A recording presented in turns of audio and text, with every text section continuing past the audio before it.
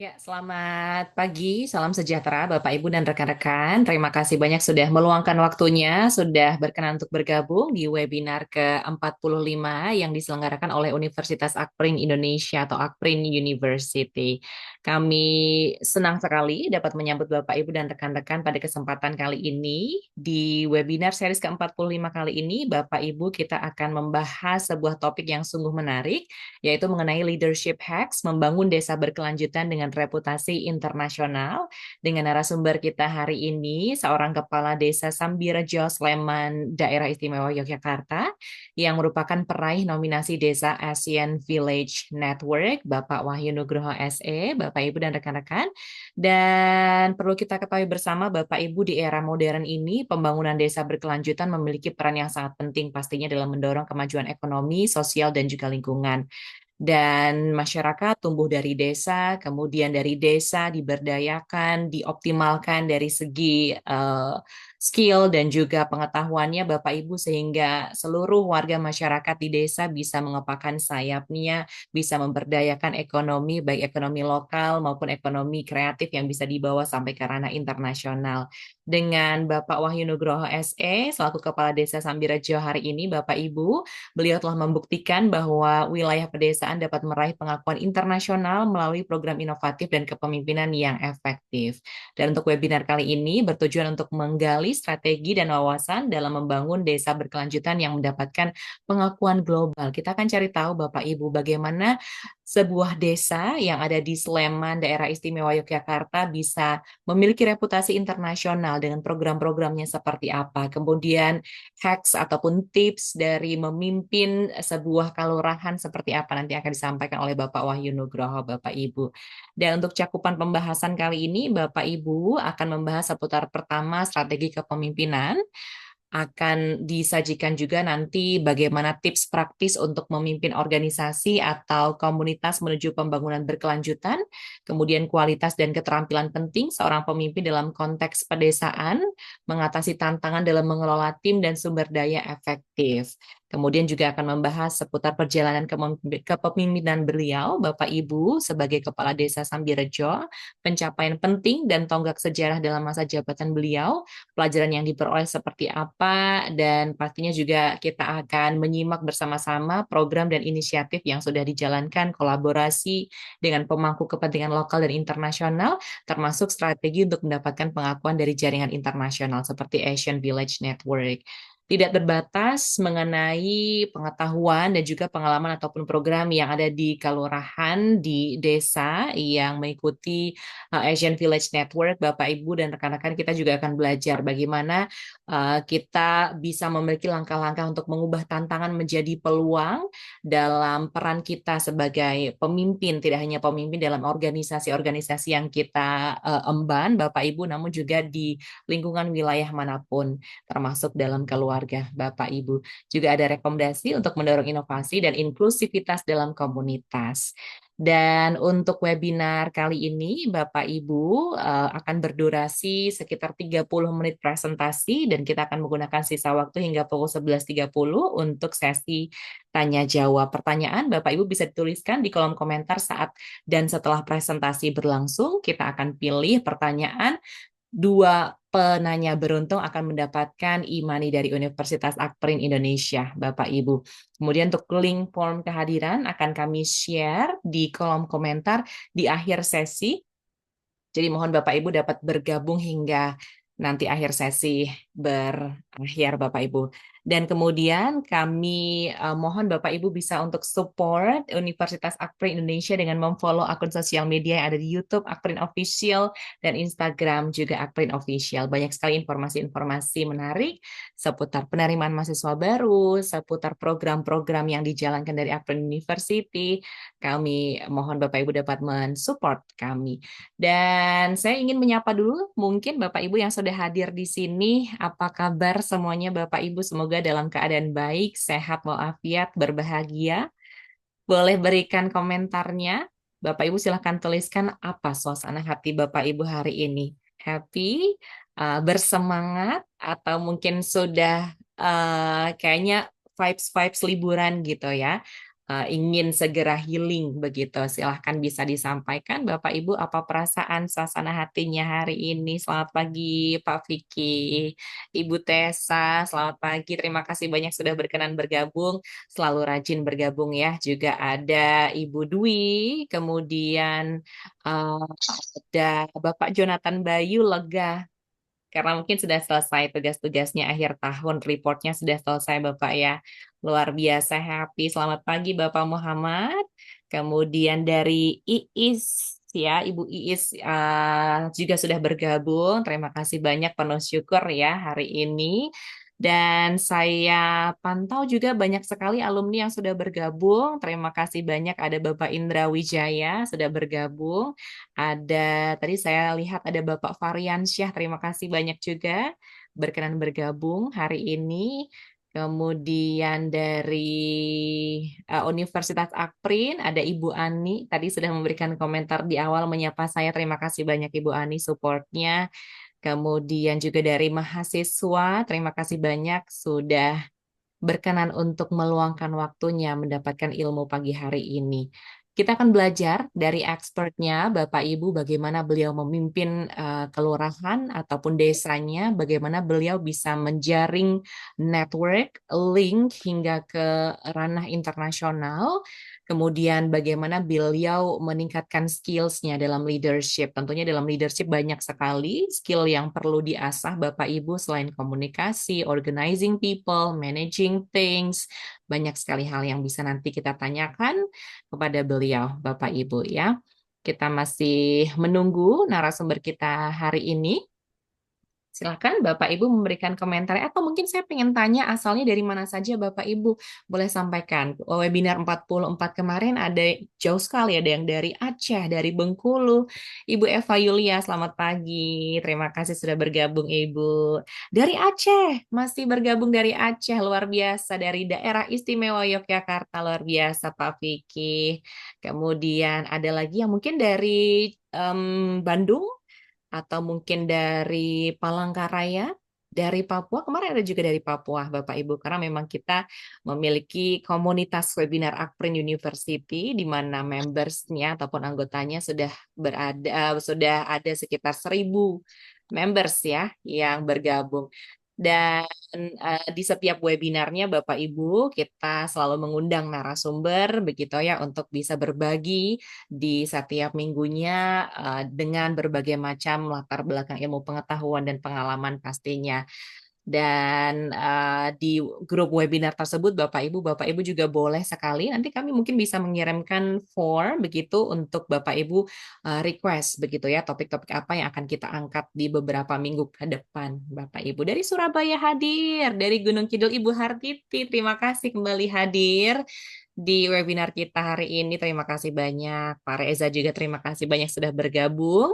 Dan Bapak Ibu sudah hadir narasumber kita yang terhormat, Bapak Wahyu Nugroho, yang sudah ceria sekali hari ini. Mungkin kita akan menyapa beliau, Bapak Ibu ya, di kesempatan hari ini. Selamat pagi, Bapak Wahyu Nugroho. Mohon maaf, masih di mute, Bapak, untuk mikrofonnya. Halo pagi Mbak Halo, Sila. selamat pagi Bapak. Apa kabar Bapak hari ini? Alhamdulillah kabar baik. Kabar Pagi baik. ini Jogja nggak hujan, jadi masih hangat lah.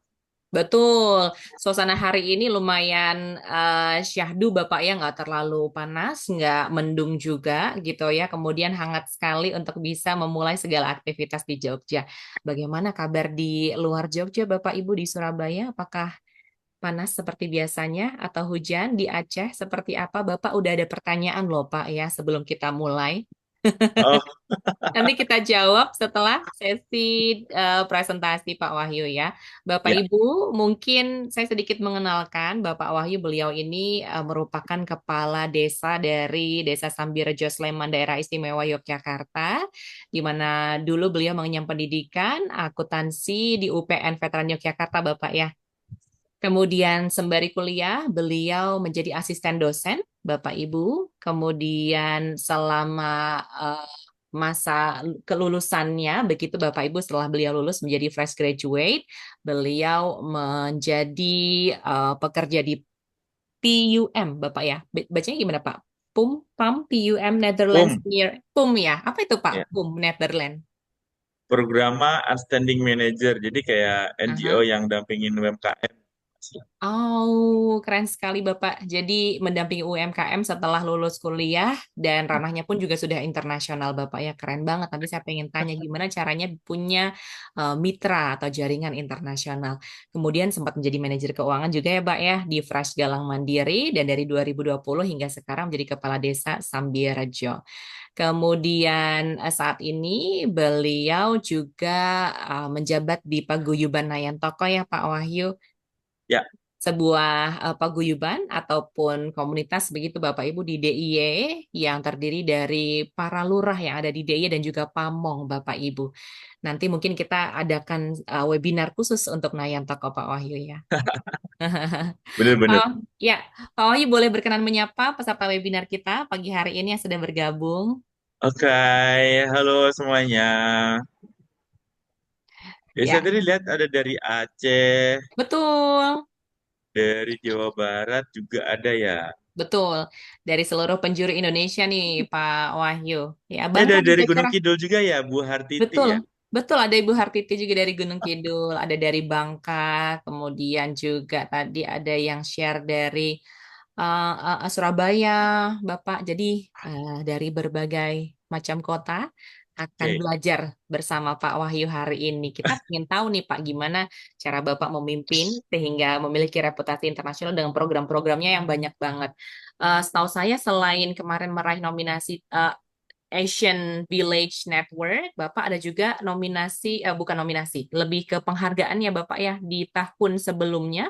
Mungkin boleh sedikit cerita Bapak, Nanti ada dong di paparan ada di saya, slide ya, boleh. biar biar ditunggu. Nanti ditinggal tidur lagi.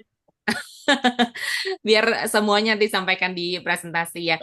Spill sedikit nih Bapak Ibu, selain Asian Network, Asian Village Network dari Desa Sambirejo ini dengan kepemimpinan Bapak Wahyu Nugroho juga sempat meraih penghargaan di Asian Ministers Meeting on Rural Development and Poverty Eradication di Marina Bay Sands Hotel Singapura. Keren banget ya Bapak Ibu, nanti kita belajar langsung sama beliau. Kayaknya sudah nggak sabar kita langsung persilahkan Bapak Wahyu untuk menampilkan slide dan juga untuk memberikan sharingnya. Silakan Bapak. Oke. Hmm. Oh, ini. Izin ya, saya share screen ya, Mbak Sila. Silakan Bapak. Halo semuanya. Oke. Halo, selamat pagi Bapak. Nah, diskusi kita pada pagi hari ini eh, akan apa ya? Bertema SDM berkualitas, kunci inovasi tanpa batas. Jadi memang berbicara tentang kepemimpinan Bapak Ibu. Tadi saya lihat ada peserta dari BKAD, ada dari perguruan tinggi, ada dari kelompok masyarakat, sehingga kunci dari keberhasilannya itu tidak lain adalah dari SDM-nya. Jadi di sini tema kita menjadikan setiap individu berkembang dan berkontribusi untuk kalurahan yang lebih menghidupi. Kenapa menghidupi? Karena goal ketika seorang kepala desa atau seorang lurah ini memimpin sebuah wilayah, dia harus memahami nih Bapak Ibu semuanya, kondisi masyarakatnya, kondisi ekonomi, pendidikan dan semuanya, kemudian membuat kelompok-kelompok masyarakat yang nanti bisa menjadikan satu desa atau kelurahan ini bahasa kita mandiri menghidupi begitu. Oh iya, ini kita sepakati dulu nih diskusi kita nanti apakah pertanyaan itu boleh di tengah atau di akhir. Nah, kalau di tengah ya nanti saya ikut Bu Moderator nih, Bu Sila nih, atau bagaimana Mbak Sila? Karena biasanya banyak pertanyaan yang muncul, Bapak supaya efektif mungkin presentasi selesai, kemudian langsung menuju sesi diskusi Bapak ya. Oke, oke. Eh, Ya, tapi sebelumnya saya pengen kenalan dulu sama teman-teman. Ini dari mana aja? Mungkin bisa Mbak Sila saya dibantu kenalan. Ya, Boleh, teman-teman yang hadir pada ya pagi hari ini sudah ada yang berkomentar juga dari Fikih Junianto, Bapak Dari Fikih Junianto. alumni Aprin, Bu. Alumni Aprin, luar biasa Mas Bagas, terima kasih banyak sudah selalu bergabung.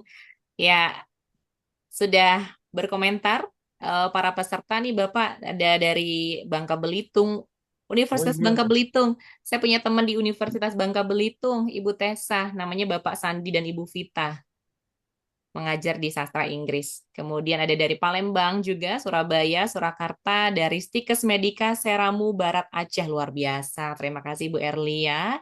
Dari Jakarta, dari Jawa Barat juga ada. Oke, Dan sebagian besar diisi oleh mitra Bapak Wahyu, kemudian ada juga dosen, tenaga kependidikan, dan juga mahasiswa alumni dari Aprin University. Ini merupakan webinar rutin Pak Wahyu, sehingga mereka sudah terbiasa dengan, oh setiap minggunya ada webinar yang diisi oleh para expert. Dari Bantul, oke, dari Tangerang. oke. Kayaknya kalau kita absen, waktu saya dihabisin sama Mbak Sila nanti. Sebentar. Betul.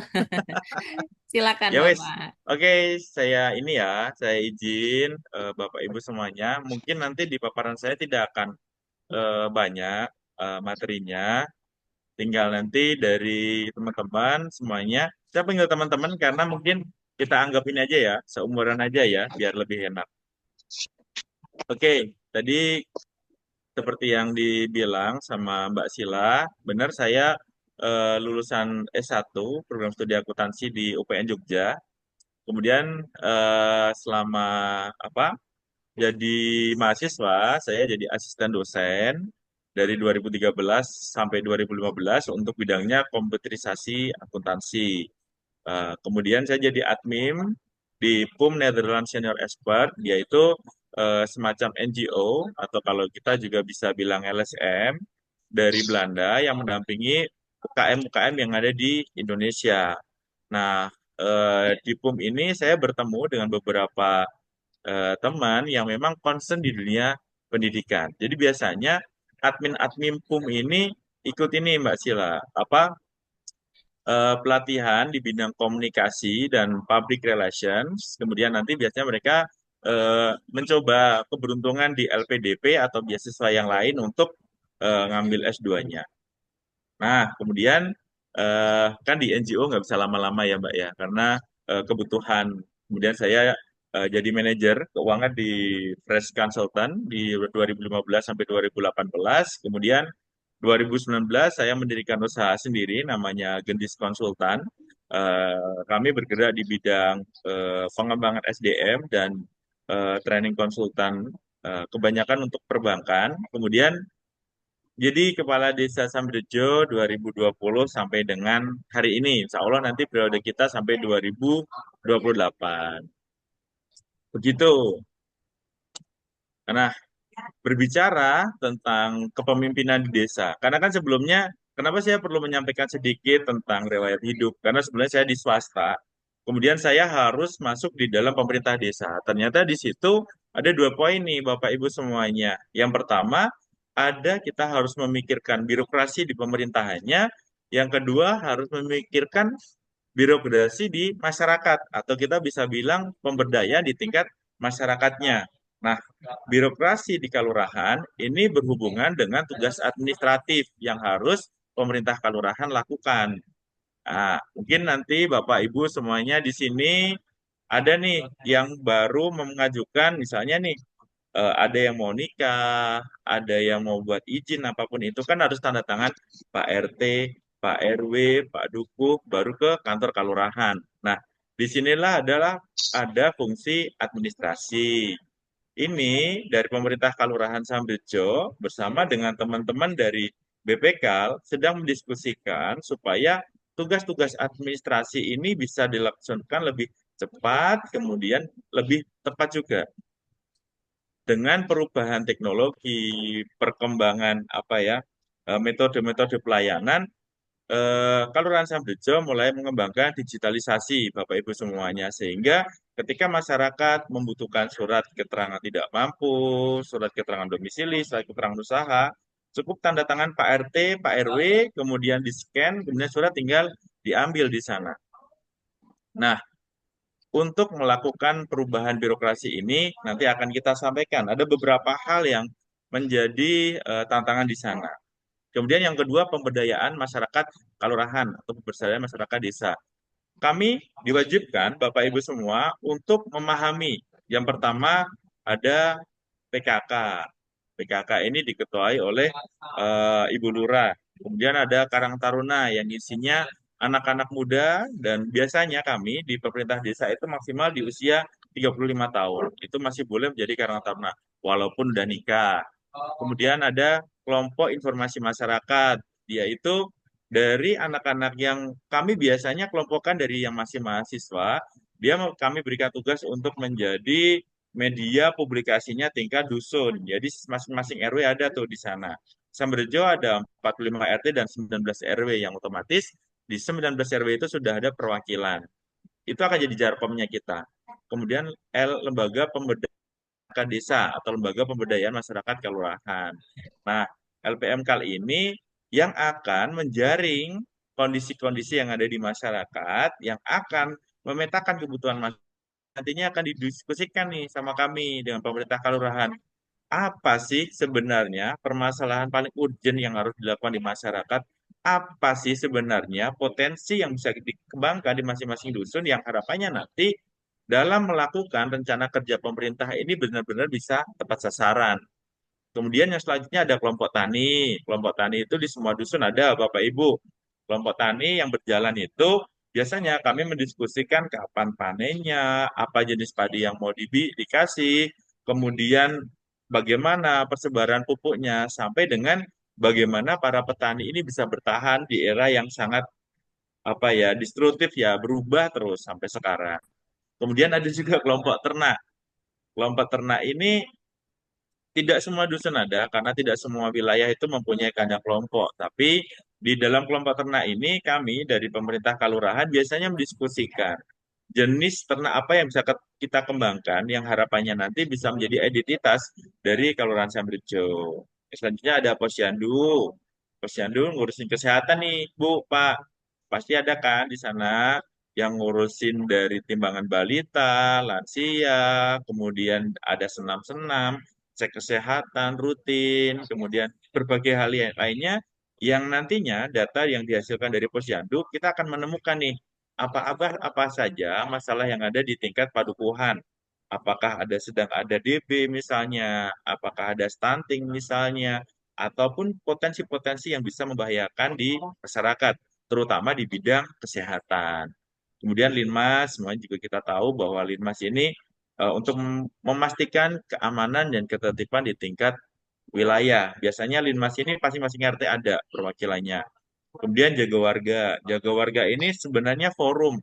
Forum yang di situ ada Pak RT, Pak RW, Linmas, yang di situ menjadi forum ketika ada satu masalah, ada satu sengketa, diselesaikan di Padukuhan, yaitu di dalam forum jaga warga itu sendiri.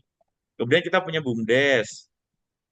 BUMDes itu mengelola potensi-potensi yang ada di desa yang nantinya bisa memberikan support untuk PAD. Kemudian ada kita punya desa wisata yang membuat master plan dan ada Podarwis yang mengelola SDM di kepariwisataan sendiri. Nah, dua hal nih, birokrasi kelurahan dan pemberdayaan masyarakat kelurahan ini berbeda fungsi dan tanggung jawabnya. Sehingga birokrasi kelurahan berhubungan dengan SOTK atau pekerjaan-pekerjaan yang memang sudah kita atur di sana. Sedangkan pemberdayaan itu pertanggungjawabannya bukan ke personal, bukan ke masing-masing individu, tapi ke masing-masing kelompoknya. Sehingga SK antara birokrasi dan pemberdayaan memang berbeda gitu. Nah, ada nih tantangan-tantangan yang kita alami di dalam melakukan kalau DIY sekarang kan ada namanya reformasi kelurahan. Nah, reformasi kelurahan ini ada di Pergub 40. Nah, hambatannya atau tantangan yang pertama adalah budaya kerja. Bapak Ibu semuanya, eh, di setiap wilayah tentu saja mempunyai karakter masyarakat masing-masing. Sehingga apa? Budaya kerja ini berhubungan dengan bagaimana leader-leader setiap tahun kan berubah ya. Jadi ketika Pak Lurah, periode saya, periode sebelumnya, ini akan menentukan bagaimana pamong-pamong ini akan menentukan parameter kerjanya, skala prioritas kerjanya, dan seterusnya. Sehingga apa? Ketika budaya kerja ini tidak masuk ke dalam sanubari bahwa ketika kita kerja di kantor desa ini, selain pamong, kita juga pejabat birokrat. Kalau orang swastanya ya kita itu ada SOP-nya, jam masuk, jam pulang, target kerja, target pencapaian apa namanya penyerapan anggaran dan seterusnya. Nah, memahamkan bahwa budaya kerja di dalam satu institusi ini menjadi satu satu hal yang sangat kuat sehingga dibutuhkan di sana peraturan terkait SOTK pemerintah kelurahan. Nah, di SOTK ini masing-masing kasih, masing-masing KOR kan sudah ada tanggung jawabnya masing-masing nih. Di situ juga kita membuat target kinerjanya. Di situ juga kita membuat apa namanya yang kita biasa sebut dengan tunjangan kinerja ketika pencapaiannya juga maksimal. Kemudian yang selanjutnya apa? Tantangan kedua adalah di kualitas sumber daya manusia. Bapak Ibu yang saya hormati, kualitas SDM ini menjadi hal yang saat ini kami menjadi concern. Sehingga pendidikan, pelatihan, peningkatan kualitas itu secara kontinu kami berikan pelatihan-pelatihan di sana. Yang selanjutnya eh, melihat kualitas SDM, ini kan jadi gini ya, eh, satu kelurahan dengan kelurahan yang lain kan berbeda. Ada yang banyak S1-nya, ada yang banyak S2-nya, ada yang lulusan SMA saja. Karena prasyarat untuk menjadi pamong kalurahan atau pamong desa kan hanya lulusan SMA. Dan ketika kualitas SDM kita terhenti di situ, otomatis ketika kita berbicara tentang perkembangan teknologi, tentang perubahan habit atau perubahan kebiasaan masyarakat, ini akan sangat berat. Sehingga apa? Di dalam melakukan penyesuaian kualitas SDM, kami harus menyesuaikan yang pertama itu tadi SOTK, budaya kerja, dan seterusnya. Tantangan yang kedua tentang pemberdayaan masyarakat di tingkat kelurahan. Yang pertama nih, Bapak Ibu semuanya, kami selalu melakukan pemetaan kondisi sosial dan kebudayaan yang ada di masyarakat. Kondisi sosial ini berhubungan lagi dan lagi dengan pendidikan. Seberapa banyak sih masyarakat yang lulusan SMA, seberapa banyak sih masyarakat yang lulus di perguruan tinggi, dan seterusnya. Kemudian, seberapa besar angka nikah dini atau pernikahan dini ya kita bilang. Karena pernikahan dini berhubungan kadang nih dengan perceraian juga. Jadi tingkat perceraian juga akan menentukan bagaimana kondisi masyarakat kita. Kemudian yang ketiga, kondisi ekonomi. Ketika kita melihat atau sedang merencanakan sebuah pemberdayaan dan masyarakat belum siap secara ekonomi, kadang nih penolakannya adalah bagaimana rencana kita ini bisa sustain, bisa berjalan, bisa berdampak. Nah, untuk menjelaskan hal tersebut, kami nanti akan kami sampaikan di dalam slide selanjutnya bagaimana kami melakukan pemetaan pendekatan secara perlahan supaya masyarakat ini mau untuk menerima program-program yang kami siapkan. Yang selanjutnya ketika kita berbicara dengan budaya. Budaya ini sangat panjang ya, bagaimana anak menghormati orang tua, bagaimana masyarakat itu di beberapa wilayah, termasuk di tempat kami, kadang masih ada kegiatan matani. Ada nggak Pak Bu di sana matani? Jadi kalau orang masih hamil 4 bulan, itu ada syukuran 4 bulanan, ada 7 bulanan, dan seterusnya. Kemudian kalau ada orang meninggal, masih ada 3 hari, 7 hari, 40 hari, dan seterusnya. Kemudian masih ada kegiatan merti desa, masih ada kegiatan-kegiatan yang lain yang sifatnya berhubungan dengan kebudayaan yang diturunkan dari leluhur-leluhur sebelumnya. Nah, di sini kami dari pemerintah kelurahan akan sangat mudah ketika hal-hal tersebut masih ada. Karena akan kita hubungkan dengan kepariwisataan, Bapak Ibu. Ketika masyarakat sudah tidak ada kegiatan, kalau daerah Gunung Kidul tadi biasanya masih ada wiwitan. Kemudian kalau ada kambing yang mana, yo apa namanya? jabatan kayak gitu. Nah, ini menjadi satu nilai yang mana ketika para wisatawan datang ke satu wilayah, biasanya nih akan mencari hal-hal yang tidak ada di tempat mereka. Nah, kegiatan masyarakat akan sangat mendukung di situ, atau kebudayaan masyarakat akan sangat mendukung di sana. Yang selanjutnya, kesehatan. Ketika kita berbicara tentang pengembangan kawasan, kesehatan menjadi hal yang urgent ya. Eh, Berbicara tentang stunting, bahkan sampai ke fasilitas kesehatan di tingkat desa ini juga harus dipastikan. Kemudian pendidikan. Satu kelurahan biasanya kalau di tempat kami ada PAUD. Di Kelurahan Samberjo ada 3 PAUD, kemudian ada 1 TK, ada 2 SD, dan ada 1 SMP. Nah, menurut kami kebutuhan fasilitas pendidikan itu berhubungan dengan seberapa banyak sih anak-anak yang dilahirkan, seberapa banyak sih anak-anak yang lulus di tingkat SD SMP, dan harapan kami ketika di wilayah kami ada pendidikan tingkat atas, otomatis dari pemerintah desa juga akan lebih mudah untuk melakukan monitoring, mengurangi dampak-dampak sosial ketika masyarakat kami berbaur dengan masyarakat yang lebih tinggi levelnya. Atau misalnya kalau bahasa kami gunung, karena Samberjo ada di perbukitan, sehingga ketika kita turun, ada kayak kaget culture gitu. Sehingga kami harus melakukan pendampingan supaya masyarakat di tempat kami atau anak-anak kami bisa mengikuti yang ada di bawah. Kemudian infrastruktur dan fasum ini biasanya berhubungan dengan jalan, kemudian berhubungan dengan masjid dan seterusnya. Nah, hal-hal inilah Bapak Ibu sekalian yang menjadi tantangan ketika kita akan melakukan pengembangan satu kawasan. Pemahaman sosial, pemahaman fasilitas, pemahaman pendidikan yang nantinya akan menjadi starting point bagaimana kita melakukan rencana kerja pemerintah kelurahan. Nah, dengan tantangan-tantangan yang kami sampaikan di atas, yang pertama, kami melakukan musyawarah dusun. Musyawarah ini untuk menangkap masalah-masalah yang ada di tingkat RT, di tingkat RW. Nah, di situ Bapak Ibu semuanya kami mendiskusikan jalan mana yang mau dibangun, kemudian kegiatan apa yang bisa kita kembangkan. Ini gimana nih, Mbak Sila, ada yang raise hand. Dilanjut aja ya. Oke. Kemudian eh, pelayanan masyarakat apa yang harus diprioritaskan sampai dengan ketika satu wilayah itu mempunyai potensi, baik itu potensi pariwisata, potensi pertanian. Nah, disitulah didiskusikan. Setelah itu, dari hasil musyawarah dusun, kami akan membuat musyawarah antar lembaga. Kan di sini tadi ada PKK dan semuanya, itu kita musyawarahkan. Supaya apa? Ketika di dalam musyawarah dusun ini tidak terjaring, bisa kita diskusikan lagi nih, sehingga bahasa kami no one left behind begitu.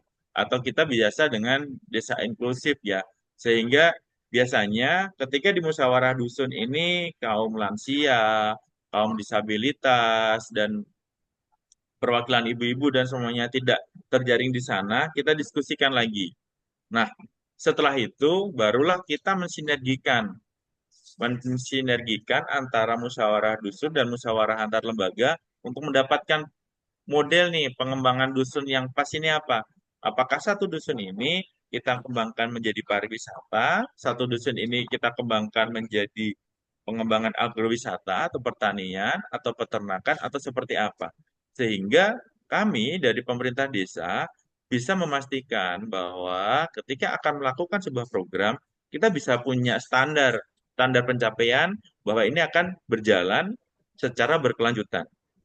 Sekaligus di sana, karena kita juga terbatas secara anggaran ya, jadi kita juga melakukan skala prioritas untuk penentuan program-program yang harus dilakukan di awal. Sehingga eh, model sinergi ini nanti harapannya teman-teman di tingkat padukuhan, ketika kita berikan program, mereka juga siap untuk melakukan dan memanfaatkan program tersebut. Nah, dari sinergi, dari proses diskusi di bidang antar lembaga dan bus ini, eksekusinya ada 4 nih. Yang pertama, rencana kerja pemerintah desa. Ini berhubungan dengan anggarannya, karena setiap tahun pemerintah desa itu harus merencanakan kegiatan di tahun setelahnya.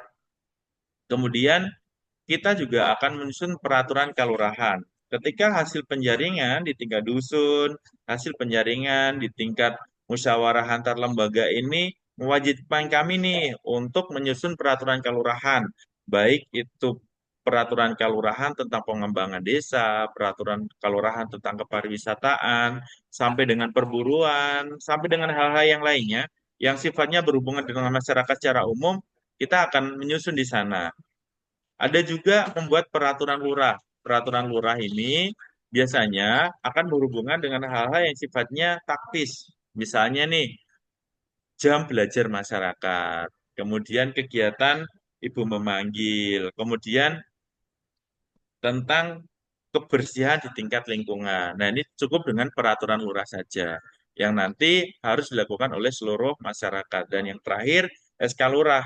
Nah, ketika di dalam satu masyarakat ada kelompok-kelompok, baik itu kelompok ternak, kelompok pertanian, kelompok masyarakat yang lain, kelompok informasi masyarakat, dan seterusnya, kami akan membuat SK secara lembaga sehingga siapapun yang bergerak atas nama wilayah baik itu tingkat RT, RW, atau dusun, itu harus bertanggung jawab langsung kepada lurah. Supaya apa? Dari pemerintah kelurahan juga tahu nih, ketika ada kelompok-kelompok yang berkembang itu, kita bisa memantau, mendampingi, mengevaluasi, dan juga bisa menjembatani. Sehingga apa? Program-program atau rencana kerja dari teman-teman di bawah ini bisa terfasilitasi dengan baik.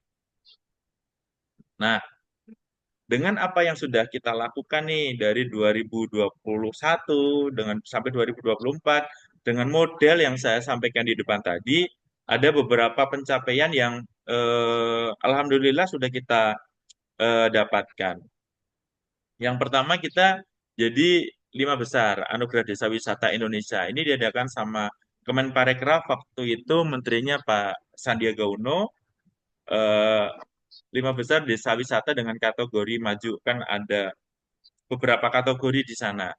Kemudian selain itu, kan waktu itu masih COVID ya, jadi Sambirjo atau Tebing Breksi khususnya, kita sudah mendapatkan penghargaan untuk propos terbaik dan juga pembayaran online terbanyak. Karena di 2021, kalau tidak salah, aplikasi Visiting Jogja sudah diimplementasikan juga dan dipantau, Pak. Jadi kami mendapatkan hal tersebut. Yang kedua, Kelurahan Sambirjo mengawali sebagai Kelurahan Mitra Kampus Merdeka Belajar. Tapi saya sama Mbak Sila kayaknya baru 2024 ya Mbak ya.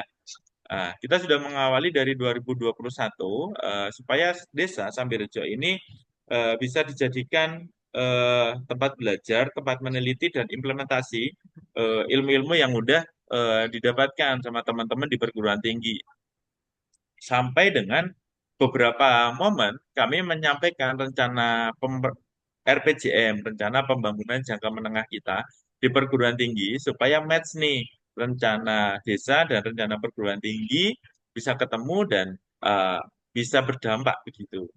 Kemudian kita juga melakukan implementasi Smart Village Nusantara bersama Telkom Indonesia.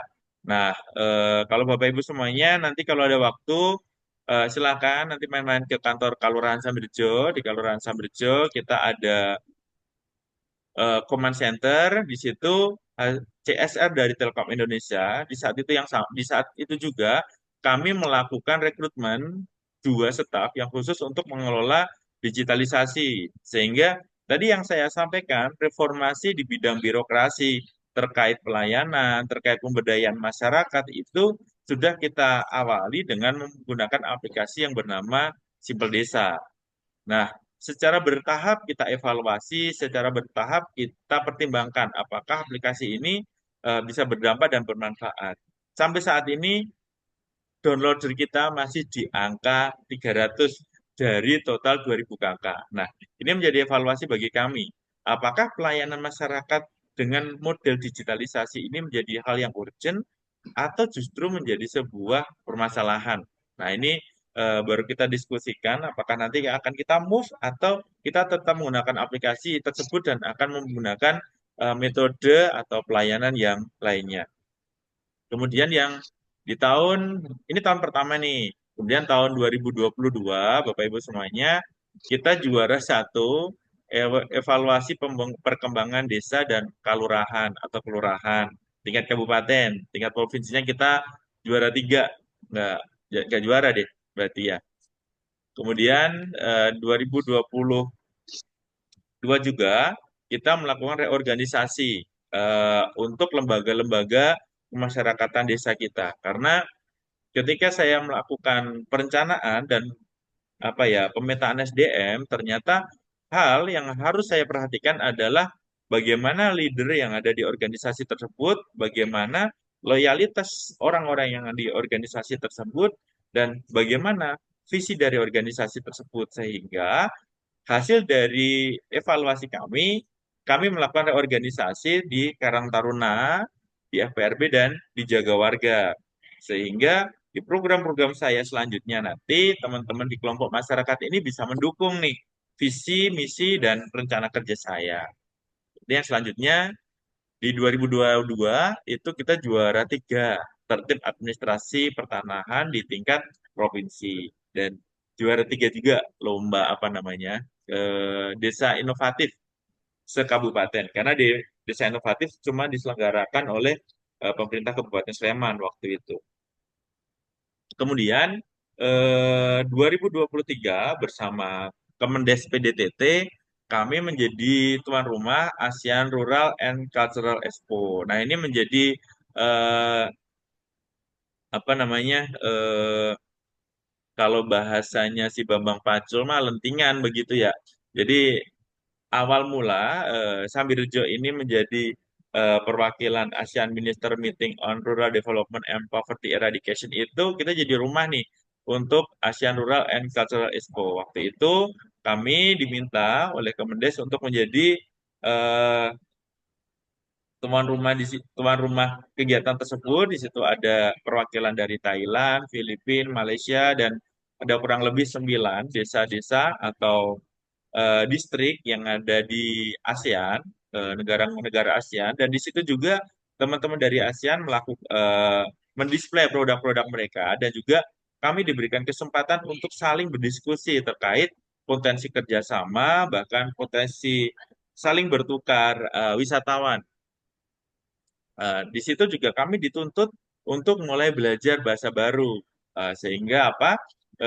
Ternyata pemerintah desa ketika kita sudah pengen naik ke tingkat internasional itu tidak selesai dengan kita melakukan inovasi saja, tidak selesai dengan kita melakukan perbaikan birokrasi, tapi perbaikan komunikasi dari masing-masing kita juga sangat dibutuhkan. Nah, di 2023 juga tadi disampaikan Pak Sila, kita mendapatkan penghargaan oleh Sekjen ASEAN terkait pengentasan kemiskinan berbasis pemberdayaan masyarakat. Waktu itu kami menyampaikan tentang suksesnya Breksi yang tadinya Sambirejo menjadi salah satu desa yang miskin menjadi desa yang maju. Atau kalau tahun 2024 ini menjadi desa yang mandiri berdasarkan dari asesmen teman-teman pendamping desa dan dari teman-teman Kemendes. 2023 kita mengawali kegiatan Gumbergah Culture Festival atau biasanya kita bilang Merti Desa. Kenapa kita tidak menggunakan nama Merti Desa? Karena Gumbergah Culture Festival, goal kami dari pemerintah Kelurahan Sambirejo akan menjadi satu event tahunan yang bisa nguri-nguri budaya, yang bisa ngurip-ngurip UMKM, dan juga bisa ngurip-ngurip kepariwisataan. Sehingga di situ ada event tradisional yang isinya adalah kirab gunungan, kemudian di situ ada ekspor produk-produk UMKM, dan di situ ada gestar yang harapannya bisa mendatangkan pengunjung untuk nonton nih di tebing breksi. Nah, ditunggu nanti 2025 ada lagi. Kebetulan 2025 itu satu dekadenya tebing breksi. Jadi Bapak Ibu semuanya tunggu kejutan dari Kelurahan Samrijo.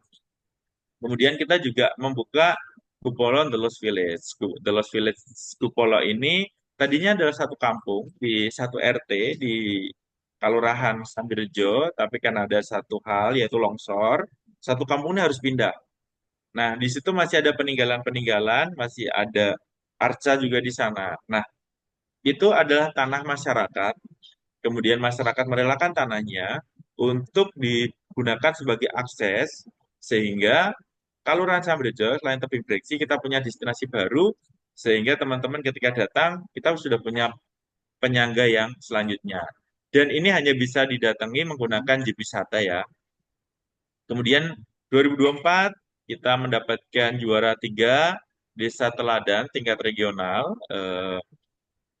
Itu kemarin kita dapatkan di Bali. Kalau Desa Teladan ini yang mengadakan dari Kemendagri. Jadi dua-dua kita sama, 23 sama Kemendes, 24 kita sama Kemendagri.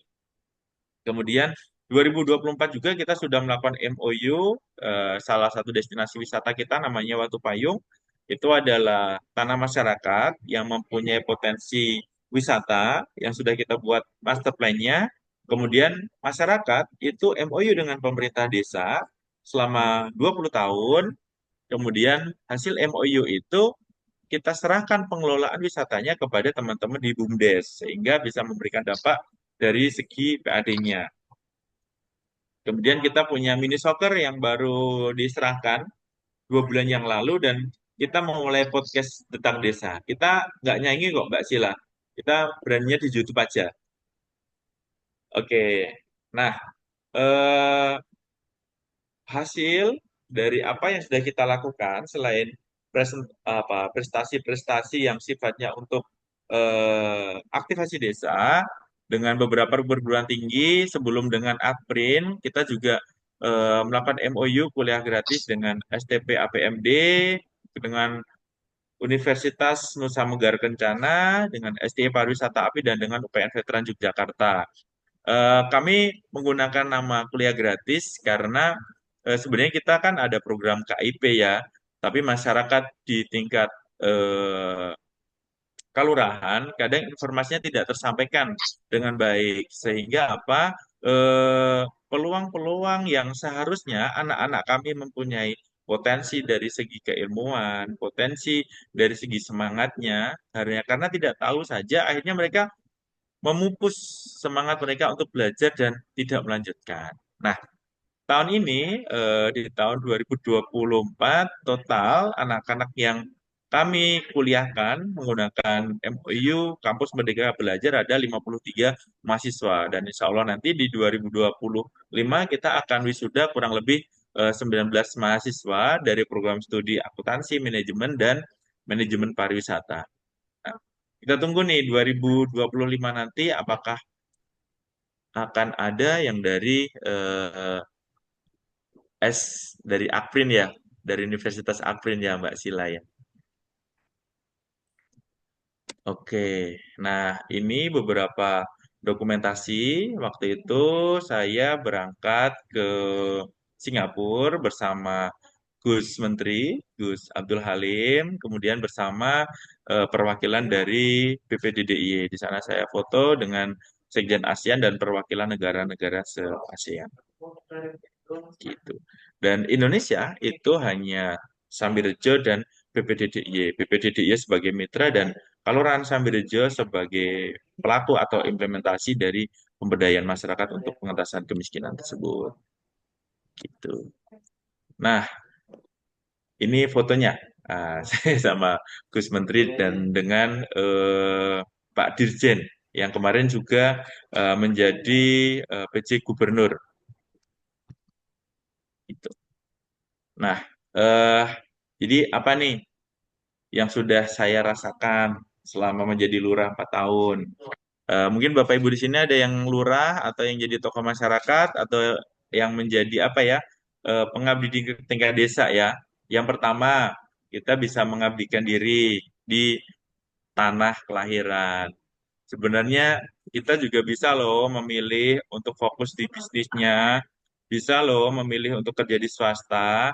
Tapi ketika kita mempunyai kemampuan, kemauan, dan komitmen, saya rasa pilihan untuk menjadi lurah ini menjadi pilihan yang tepat untuk bisa meng-scale up teman-teman sebaya kita atau mungkin adik-adik kita supaya eh, masyarakat. Kayak saya tidak nyaman ya dengan bahasa masyarakat. Saya lebih nyaman dengan saudara-saudara dan anak-anak kita nanti bisa lebih baik dari segi ekonomi, bisa lebih baik dari segi pendidikan, dan harapan kami tentu saja bisa mengangkat derajat orang tua dan derajat dari kelurahan kita tersebut. Yang kedua, ada pemakluman. Ketika kita dari swasta, terus kita harus pulang ke desa, itu kadang ada kekagetan yang ya gimana ya? Eh kita menargetkan hal-hal yang besar. Kita menargetkan hal-hal yang cepat dari digitalisasi, dari budaya kerja, jam kerja, target kerja, dan seterusnya. Tapi ketika kita datang ke satu kelurahan, kita juga harus menyesuaikan SDM-nya seperti apa, budaya-budaya sebelum kita jadi lurah seperti apa jam kerjanya, karena di situ pamong. Kemudian usia, karena ketika kita berbicara usia, kita menjadi leader muda ini akan menjadi sebuah tantangan tersendiri untuk berkomunikasi dengan yang lebih sepuh daripada kita. Sehingga kita ketika memberikan instruksi pemerintah itu harus lebih soft. Kemudian yang ketiga, pemakluman juga dengan kondisi sosial, pendidikan, dan kebudayaan masyarakat. Kita pengen nih ngangkat pariwisatanya cepet-cepet. Kita pengen nih bikin event kebudayaan yang bagus. Kita pengen nih membuat sebuah event dengan menggunakan artis nasional. Tapi kita juga harus melihat dong bagaimana Karang Tarunanya, siap nggak SDM-nya? Karena kan sifatnya kita sama-sama pengen membangun desa. Jadi otomatis kita berharap di situ sifatnya pengabdian. Bagaimana dengan kondisi masyarakatnya? Jangan sampai kita buat event besar, kemudian kaget nih, ada sound gede-gede, terus pada protes dan seterusnya. Kita memberikan fasilitas berupa pelatihan-pelatihan yang sangat banyak, tapi masyarakatnya belum siap. Kita berikan pelatihan digital marketing, kita berikan pelatihan tentang memasak, tapi kalau motivasi untuk berkembangnya sedikit, ya sulit. Jadi permasalahannya adalah bagaimana kita menjadi bagian dari masyarakat itu sendiri. Kalau masyarakatnya peternak tradisional, ya jangan dipaksa untuk menjadi peternak milenial. Kita sebagai tokoh masyarakat harus memulainya dulu. Nah, ini sudah dilakukan oleh beberapa teman-teman kelurahan yang lainnya juga. Kemudian pembelajaran. Nah, seperti yang saya sampaikan tadi, ketika kita menjadi lurah, saya bisa menjadi bagian dari masyarakat. Ketika kita biasa berangkat jam 8 pagi, kemudian jam 6 malam baru sampai rumah, kemudian kita mau menganak, kemudian cuma makan malam dan selesai. Pagi kita melakukan aktivitas begitu terus. Ketika kita jadi lurah, kita harus menjadi bagian dari masyarakat itu sendiri. Kadang kita makan di dapur yang tanahnya, yang ubinya masih tanah. Kita harus datang ke masyarakat yang lawe kadang masih pakai sego sayur. Kita harus datang ke masyarakat ngopi di depan kandang wedus. Nah, ini hal-hal yang baru, tapi ini menarik. Kita melihat bahwa ketika kita menggunakan sudut pandang kita saja, ini tidak akan bisa membangun desa ya. Tapi ketika kita belajar untuk menjadi bagian masyarakat yang lain, mereka masih membutuhkan tentang Pak, dalane elek lho Pak. Pak, talutku arah ambrol. Pak, lampu neng kene sulit. Pak, neng kene sinyalnya angel, blank spot. Tapi caranya arah arah lagi. Eh, Bagaimana caranya kita mengajukan surat menggunakan aplikasi kalau sinyal aja nggak ada. Nah, hal-hal sesederhana itu sampai dengan Pak kita itu kalau pengen makan daging setiap hari aja itu nggak bisa karena kondisi dan seterusnya. Nah, ini akan memacu kita untuk menyesuaikan program-program di tingkat kelurahan. Dan yang terakhir tentu saja penghargaan ya atau prestasi ya. Tadi saya menyampaikan di depan di paparan selanjutnya ada prestasi-prestasi yang menurut saya cukup cukup menarik ketika kita menjadi kepala desa atau menjadi lurah. Tapi nih ada yang lebih menarik lagi Bapak Ibu semuanya. Ketika kita jadi lurah nih, semua masyarakat atau semua wilayah itu jadi rumah kita Bapak Ibu. Ketika kita datang ke satu tempat, pasti masyarakatnya juga akan menyambut, kemudian berdiskusi tentang berkeluh kesah masalah-masalah mereka dan harapan-harapan mereka mereka sampaikan dari berharap bahwa anak-anak mereka mendapatkan pendidikan yang layak sampai dengan mengharapkan bantuan supaya rumah-rumah mereka bisa diperbaiki, ekonomi mereka diperbaiki. Dari harapan akses untuk keluar rumah itu bagus sampai dengan fasilitas umum diperbaiki. Nah, hal-hal itulah yang menjadi apa ya? Menjadi hal yang sangat indah karena kita akan menemukan sudut pandang yang baru di dalam hidup ini ketika kita menjadi lurah di sana. Gitu. Nah, oke. Selanjutnya nih, setelah betapa nikmatnya jadi lurah, bagaimana saya melakukan penyesuaian, bagaimana saya melakukan pembagian pekerjaan ya intinya. Biar jadi lurah itu tidak one man show. Yang pertama ada Bumkal atau BUMDes biasanya kita sebutnya. BUMDes itu mengelola unit-unit usaha kita, Bapak Ibu semuanya, dari melakukan studi kelayakan bisnis, evaluasi bisnis, dan merencanakan potensi-potensi bisnis yang bisa kita kembangkan di desa. Nah, sumber perencanaan dari mana?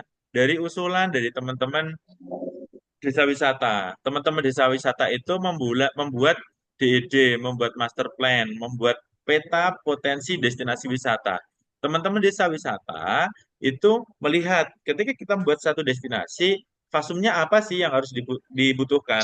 Apakah akses jalannya, apakah toiletnya, apakah tempat ibadahnya, dan seterusnya. Di situ teman-teman akan melihat sampai dengan berapa jumlah yang harus kita investasikan sampai destinasi wisata itu bisa kita launching. Paling tidak ada soft launching di sana. Yang kedua dari teman-teman Podarwis. Teman-teman Podarwis, tadi kan saya di depan pasti akan sudah membicarakan tentang pemetaan SDM. Nah, teman-teman Podarwis ini membantu saya melakukan pemetaan SDM dari aspek pariwisata. Dan dia melakukan pemetaan kebutuhan sumber daya manusianya, eh, kondisi budayanya ketika kita mau membuat suatu wisata yang baru, kemudian melakukan memetakan kondisi pemuda dan seterusnya. Selain itu, teman-teman Podarus juga membuat standar harga, kebersihan, dan pelayanan. Jadi selain di tebing breksi, itu kan ada homestay, ada resto yang ada di Kelurahan Samirejo.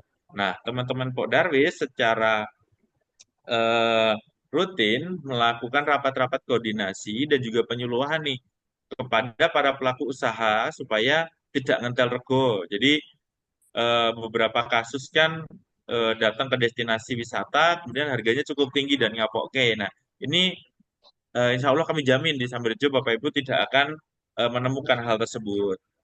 Kemudian dari aspek kebersihan, kemudian dari aspek pelayanan, kami memberikan pelatihan tentang service excellence, kemudian cara memastikan bahwa toilet dan seterusnya ini menjadi hal yang diperhatikan bagi para pelaku usaha yang ada di destinasi maupun di luar destinasi.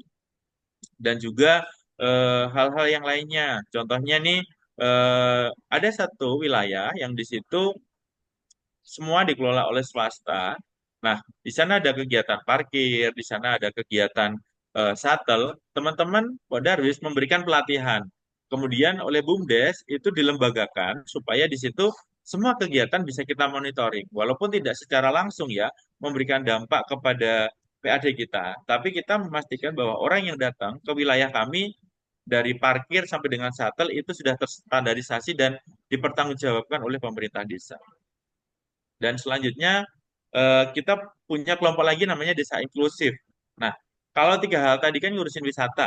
Desa inklusif tadi ini perkumpulan dari lembaga kemasyarakatan desa dari unsur wanita, unsur perempuan, unsur pendidik, unsur disabilitas untuk menggrab hal-hal yang sudah didiskusikan di tingkat bawah tadi untuk kita diskusikan prioritas apa yang harus kita siapkan. Ini terutama dengan pemberdayaan masyarakatnya. Apakah di peternakannya, apakah fasilitas pendidikannya, atau fasilitas-fasilitas yang lain. Nah, ini didiskusikan di desa inklusif. Jadi memang dari aspek-aspek yang mendukung PAD kita siapkan dan dari aspek-aspek pemberdayaan dan kebudayaan juga kita dorong supaya kita, pemerintah desa dalam membuat RKP ini bisa benar-benar tepat manfaat. Oke, nah last nih Bapak Ibu semuanya, hal-hal yang saya lakukan di dalam menjalankan pemerintah desa kita sebut 4K ya kalau saya bilangnya. Yang pertama komunikasi.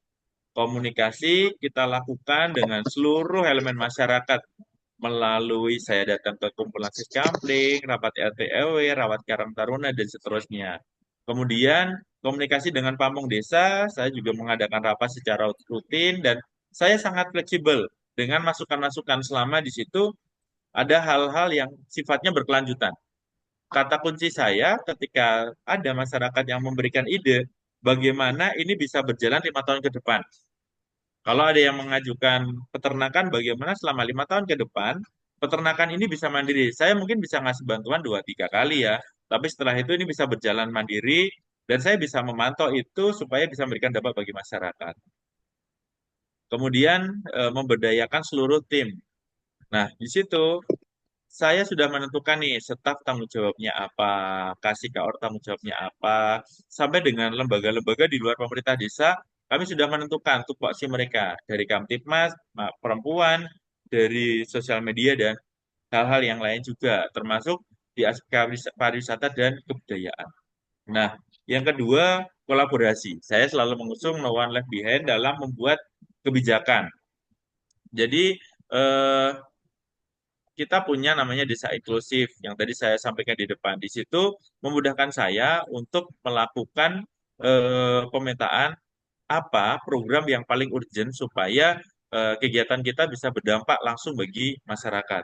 Yang selanjutnya kita menerapkan servant leadership di dalam memimpin tim kami, baik di tingkat birokrasi maupun di tingkat pemberdayaan. Di tingkat birokrasi, saya biasanya membuat forum-forum supaya teman-teman lebih nyaman. Eh, Begitu saya di kantor, saya akan mengundang teman-teman untuk ngopi di ruangan saya, untuk mereka memberikan masukan tentang bagaimana saya memimpin dan bagaimana program-program ini bisa berjalan. Dan tetap kata kuncinya adalah ketika teman-teman Caskor mengajukan program, apa manfaatnya bagi masyarakat dan ketika ini dijalankan, dampak jangka panjangnya akan seperti apa. Jadi program itu bukan hanya sekedar menyerap anggaran ya, tapi bagaimana program itu bisa berdampak. Nah, yang selanjutnya komitmen. Nah, hasil komunikasi, kolaborasi yang kita buat komitmen. Tadi ada 4 hal ya, ada RKP, ada SK, ada peraturan lurah, kemudian ada apalagi satunya peraturan kalurahan atau peraturan desa. Nah, di situ eh, bentuk komitmen seperti itu. Nah, kalau di swasta kita bisa berbicara tentang fakta integritas yang kita sepakati bersama-sama. Kalau di kami, kita akan menyusun kesepakatan kerja dan kesepakatan kinerja, baik itu di birokrasi maupun pemberdayaan masyarakatnya. Dan yang terakhir, adaptif. Nah, kreatif, punten. Kreatif. Biar kaya, kalau kan enak dipanggilnya. Nah, supaya kalurahan ini enak untuk berjalan, supaya kalurahan atau desa ini bisa berlanjut, ini saya mengajak teman-teman generasi muda untuk berpartisipasi aktif di pemerintah desa. Eh, Hasil rekrutan saya di Smart Village Nusantara yang tahun 2021 kemarin itu, saya ajak untuk melakukan pemetaan hal-hal apa yang bisa kita lakukan di desa. Sehingga muncul nih program-program, tadi saya sampaikan Gubernur Culture Festival, kita muncul program Detak Desa atau YouTube channelnya desa, kemudian kita muncul kelompok informasi masyarakat, yang mana teman-teman membuat konten, kemudian nanti akan muncul beberapa hal lagi yang fungsinya adalah mengaktifasi kantor desa ini menjadi rumahnya pemuda desa. Harapannya adalah ketika orang datang ke kantor desa itu tidak hanya minta tanda tangan biasanya atau nyari KTP atau nyari akte, tapi main main ke desa untuk ngobrol-ngobrol hal-hal apa yang bisa kita lakukan di desa. Selain itu, inovasi-inovasi yang kita lakukan itu berupa pelayanan, kemudian digitalisasi, pemberian wifi gratis di seluruh padukuan, di 8 padukuan dan di beberapa fase dan juga mengkoneksikan destinasi-destinasi wisata dengan para pelaku swasta yang ada di desa di dalam forum-forum yang harapannya nanti sustainable tourism itu bukan berhenti di satu destinasi itu bertahan lama, tapi destinasi itu bisa menghasilkan destinasi-destinasi yang baru, menghasilkan investor yang baru sehingga masyarakat itu bisa terpenuhi kebutuhannya. Oke. Nah, kayaknya ini eh, PPT terakhir saya, Mbak Sila, Bapak Ibu semuanya, sepertinya di kolom komentar udah cukup banyak ini ya, cukup banyak pertanyaan. Monggo Mbak Sila, Saya saya izin ikut aja. bertanya, Pak. Halo, selamat Eh, pagi. saya izin merangkum dulu, Bapak Ibu. Kemudian nanti kita bisa beranjak ke sesi diskusi. Terima kasih banyak sekali lagi. Boleh berikan reaction tepuk tangan Bapak Ibu untuk Bapak Wahyu Nugroho selaku narasumber kita pagi hari ini. Pak Rahmat, Tepuk tangan beneran Pak Rahmat ya. Boleh atau boleh berikan tepuk tangan reaction yang ada di Zoom. Kita klik di button reaction, begitu boleh berikan ya reaction tepuk tangan atau reaction love juga boleh sekali. Luar biasa sekali Pak Wahyu untuk pemaparan materi hari ini terkait bagaimana Bapak memimpin desa sehingga menjadi lebih berdaya. Karena kalau saya lihat tadi saya begitu tertarik Bapak terkait dengan bagaimana Bapak memandang sebuah organisasi di desa begitu Bapak ya untuk bisa selalu meningkatkan kualitas dan kapasitas Sistem yang ada di dalam menjadi pemilihan kepala berkualitas desa. dan merupakan kunci inovasi tanpa batas. Bapak ingin selalu menjadikan setiap individu berkembang dan berkontribusi untuk kelurahan yang lebih menghidupi dengan berbagai macam program tadi, Bapak yang sungguh menarik sekali bisa diterapkan mungkin di desa kita masing-masing sehingga Bapak berhasil Sistem yang meraih ada banyak di dalam sekali pemilihan desa itu penghargaan begitu di tingkat nasional dan internasional. Saya iri banget nih Pak, Bapak bisa foto sama Gus Menteri, bisa foto dengan petinggi-petinggi yang keren banget itu ya. Tapi pertanyaan udah banyak sekali nih Pak, udah muncul saya 10 lebih izin pertanyaan. bertanya. Halo, selamat pagi. Selamat pagi Pak Vicky. Silahkan Ya, bisa memberikan pertanyaan singkatnya. Tadi sudah saya rangkum juga pertanyaannya. Apakah sama? ya, silakan. Ya, silakan Saya mungkin Pak. izin. Ya, apa saja faktor internal dan eksternal yang mempengaruhi pembangunan infrastruktur pada desa berkelanjutan dengan reputasi internasional?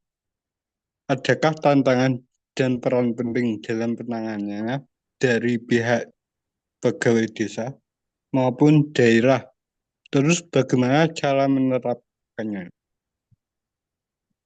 Terus, apa saja program pelayanan dan fasilitas yang disediakan oleh pemerintah desa? Dan Oke,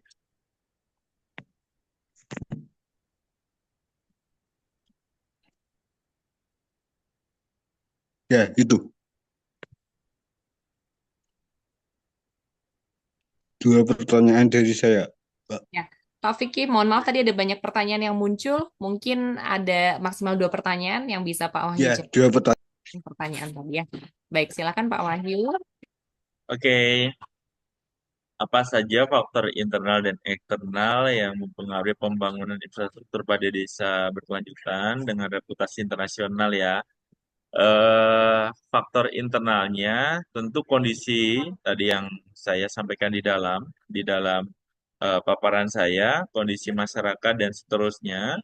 Kemudian kondisi SDM di internal atau kondisi perangkat desa kami sendiri terkait budaya dan pemahaman STK dan seterusnya. Dan juga kondisi apa ya, kondisi anggaran yang ada di desa itu sendiri. Nah, kondisi apa faktor eksternalnya tentu saja politik ya. Ketika kami sebagai perangkat desa sangat erat hubungannya dengan komunikasi dengan para dewan, baik itu DPRD kabupaten, provinsi maupun stakeholder yang lainnya, sehingga percepatan pembangunan itu berhubungan dengan komunikasi kita dengan para beliau-beliau yang ada di pimpinan-pimpinan yang ada di sana, sehingga anggaran yang masuk ke desa ini bisa lebih cepat di dalam melakukan pembangunan infrastruktur. Karena pada prinsipnya adalah semua desa itu hampir sama Pak Bu untuk anggaran dana desanya, kemudian anggaran dari APBD kabupatennya. Yang membedakan adalah bagaimana kita melakukan komunikasi-komunikasi dengan pemerintah yang ada di atas kita. Selain itu, bagaimana kita melakukan branding ya, branding desa kita. Bagaimana kita melakukan atau mengembangkan destinasi. Pembangunan yang ada di Kelurahan Sambirejo ini menjadi cepat karena ada tebing breksi. Ketika tebing breksi berkembang, otomatis tuntutan untuk wisatawan datang kan lebih banyak. Ketika wisatawan datang lebih banyak, otomatis di situ akan ada pendapatan asli daerah yang masuk. Ketika ada pendapatan asli daerah yang masuk, otomatis ada tuntutan bagi pemerintah daerah untuk mulai memperbaiki infrastruktur yang ada.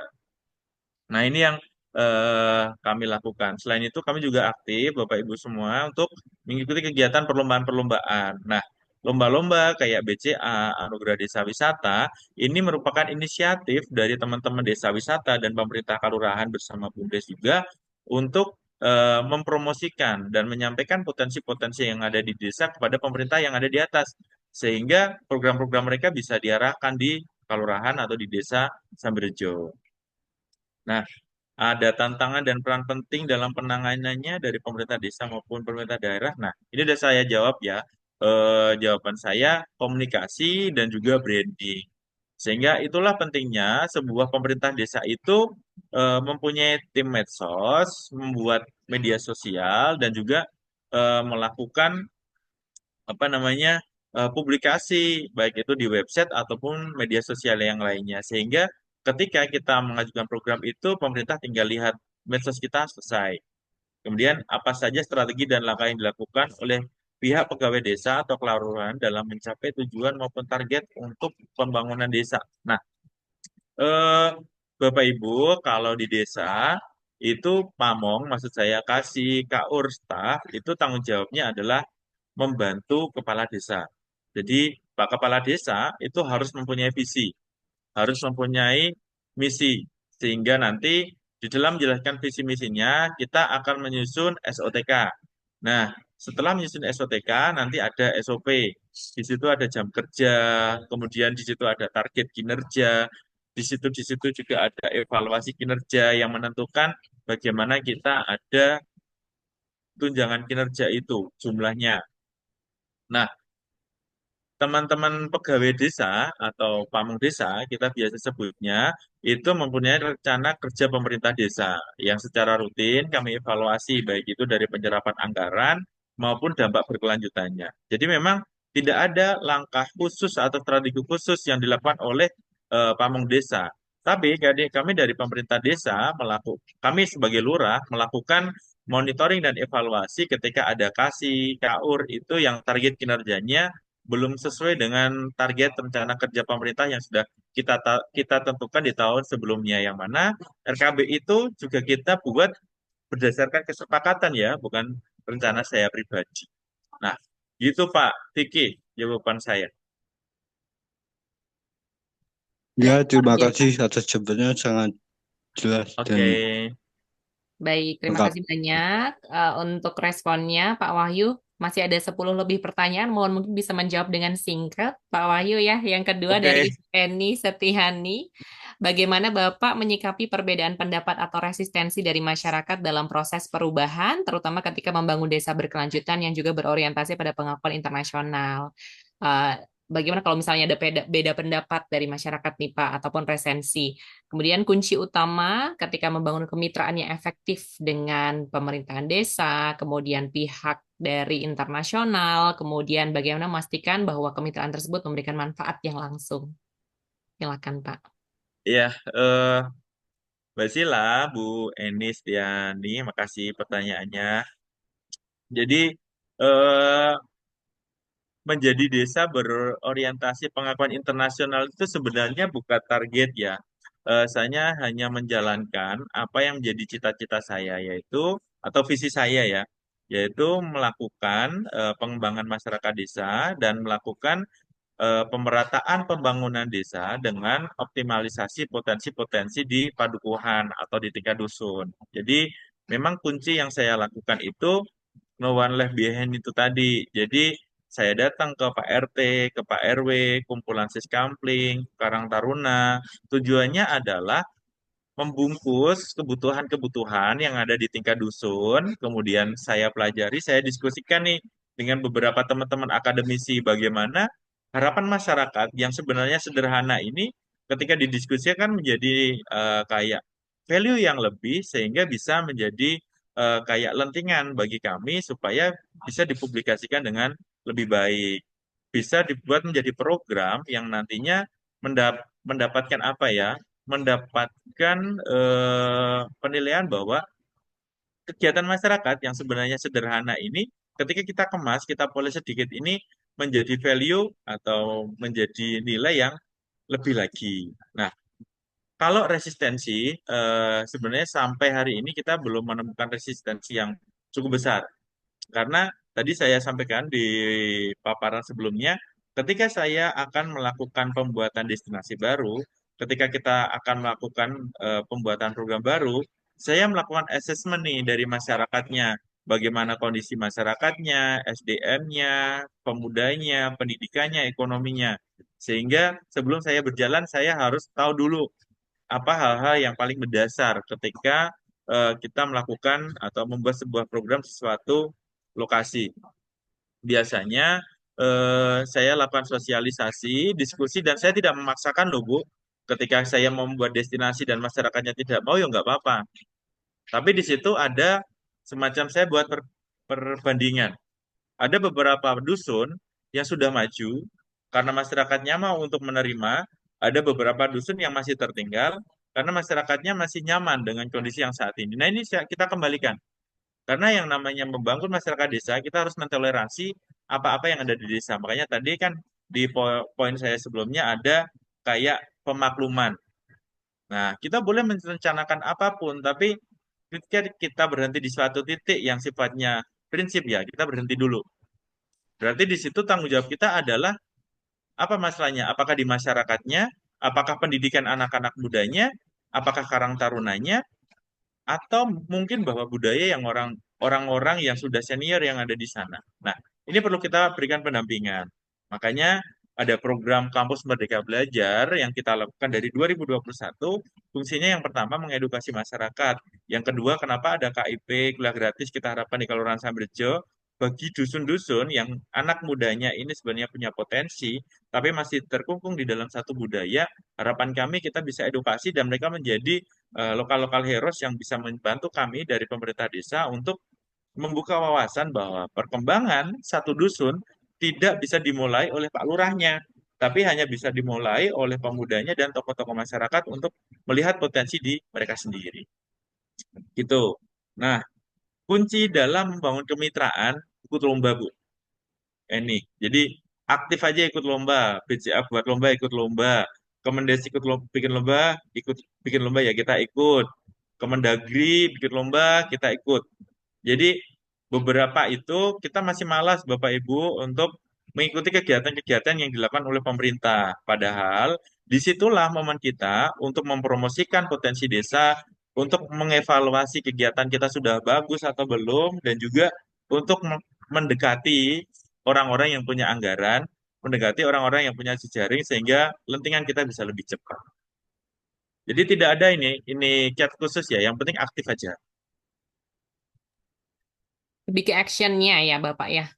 Iya, Oke, kita beranjak ke pertanyaan berikutnya dari Bapak Reza Hashim. Mohon izin bertanya, Pak Wahyu, terkait sebentar. Tantangan yang dihadapi oleh para pemimpin desa dalam mencapai tujuan pembangunan berkelanjutan atau SDGs. Wah, pertanyaan bagus iya, sekali, Pak Wahyu. Pendekatan inovatif apa yang dapat digunakan untuk mengatasi hambatan seperti keterbatasan sumber daya? Seperti tadi sudah dijelaskan juga ya di paparan, mungkin bisa iya, diulas kembali. Kurangnya keterlibatan masyarakat, masalah komunikasi, kemudian bagaimana pemimpin dapat memanfaatkan teknologi dan platform media sosial. Seperti dari Sambirjo sudah memanfaatkan dan mengupayakan untuk membangun sistem yang baik untuk memanfaatkan digital platform ya Bapak ya. Silakan mungkin iya. Bapak bisa diulas sedikit. Ya, Pak Reza, eh, 2021 saya sudah mulai eh, memproklamirkan atau mendeklarasikan Desa Sambrejo sebagai desa digital. Yang berarti di situ kita harus membuat aplikasi, menghidupkan website, menggunakan sosial media. Nah, supaya masyarakat bisa ikut andil di dalam memantau kinerja pemerintah desa. Yang kedua, di 2021 kita juga sudah memulai memasang WiFi gratis di semua padukuhan. Di setiap kita ada 8 dusun dan di 8-8-nya sudah kita pasang. Kemudian kita pasang WiFi juga di musola-musola masjid supaya masyarakat yang membutuhkan fasilitas pelayanan dan seterusnya bisa langsung mengakses di sana. Nah, untuk mengatasi hambatan-hambatan terkait infrastruktur dan seterusnya, ini kembali lagi saya sampaikan bahwa pembangunan desa ini sangat berhubungan dengan bagaimana kita melakukan komunikasi, publikasi, dan juga eh, eksistensi pemerintah desa di dalam melakukan membranding desanya itu, supaya program-program dari pemerintah kabupaten, provinsi bisa masuk di sana. Nah, keterbatasan sumber daya dan sumber dana tentunya itu hanya bisa diselesaikan dengan hal tersebut, komunikasi.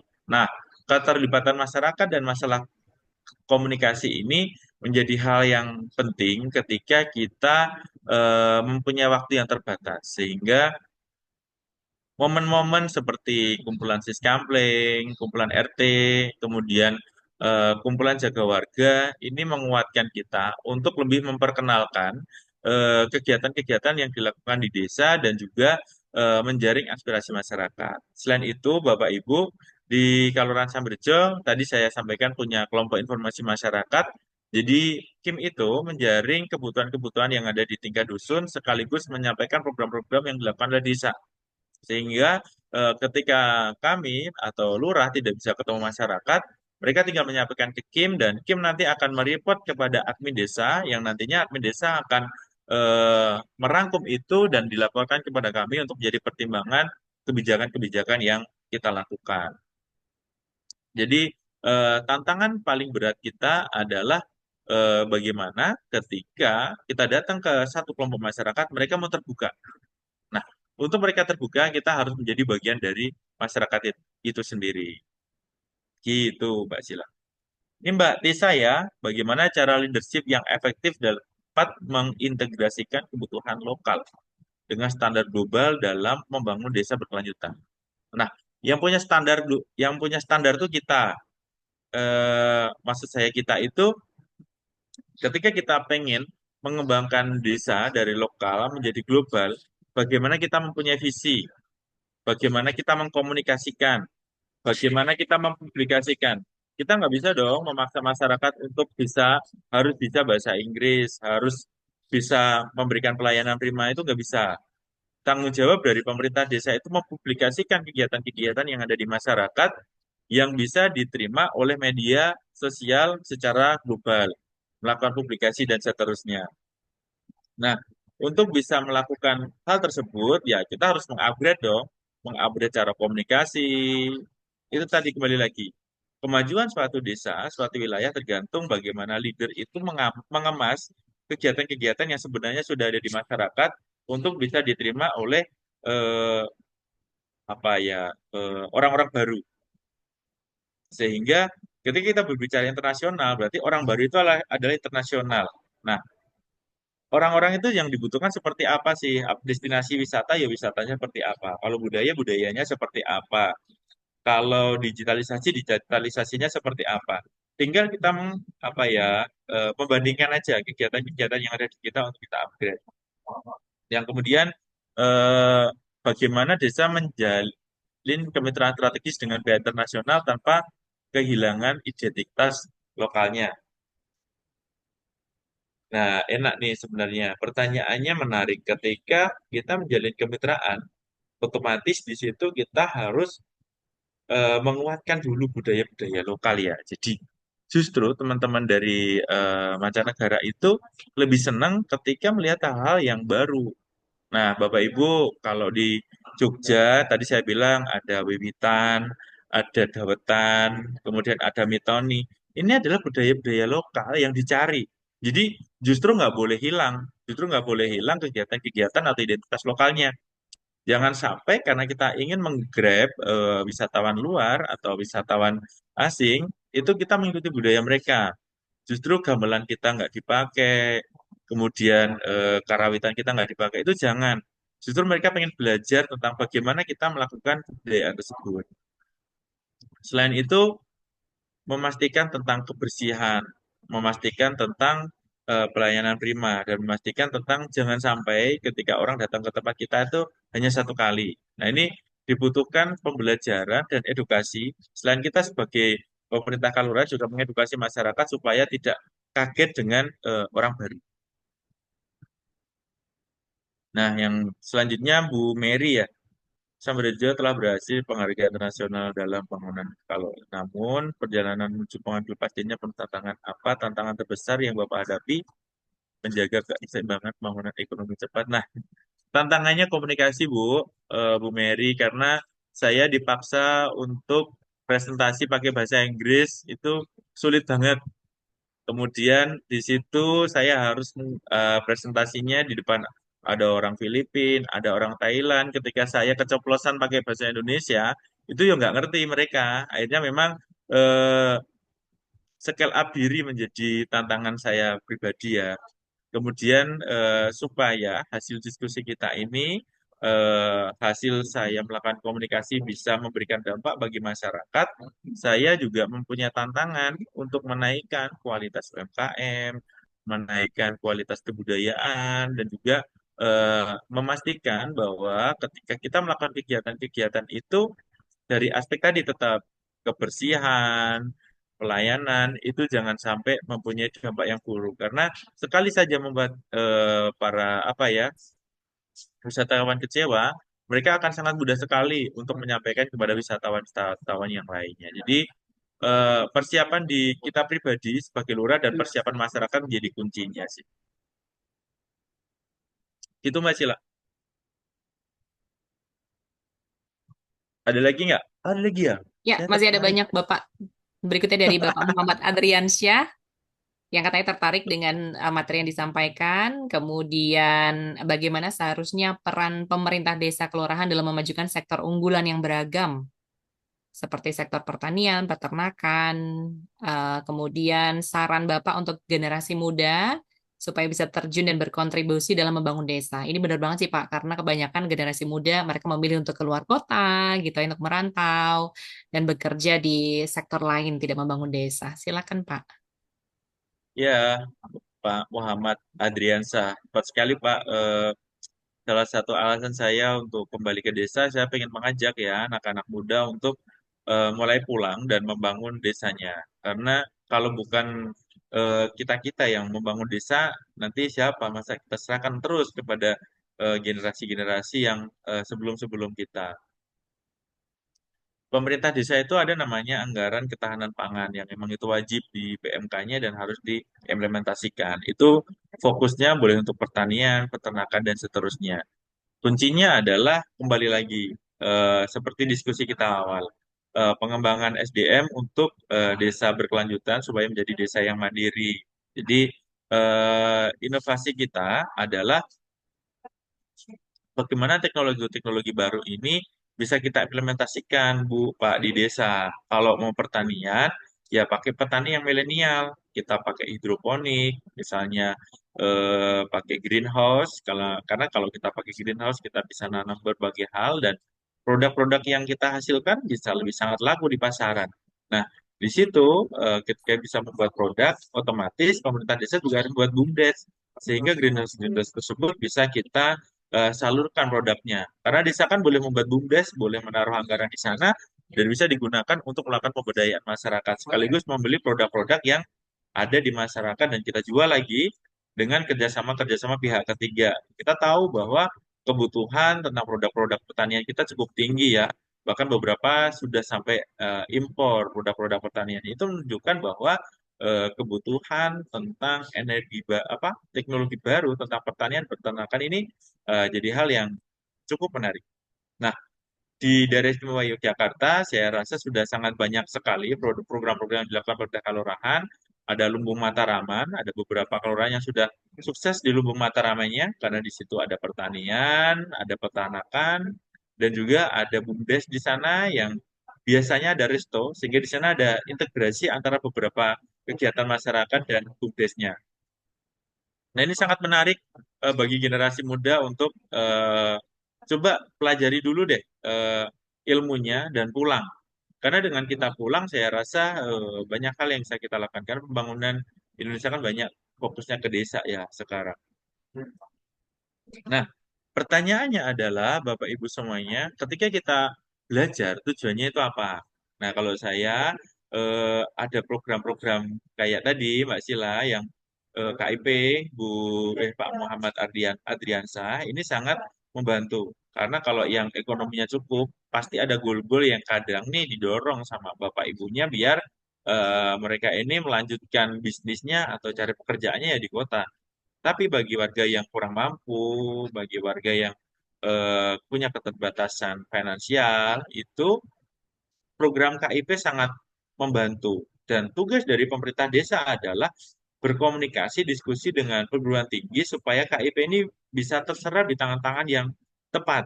Tangan yang tepat di sini punya semangat belajar yang tinggi, punya ilmu atau pendidikan atau apa namanya kualitasnya memang benar-benar mumpuni di pendidikan tersebut dan juga punya loyalitas dengan desa.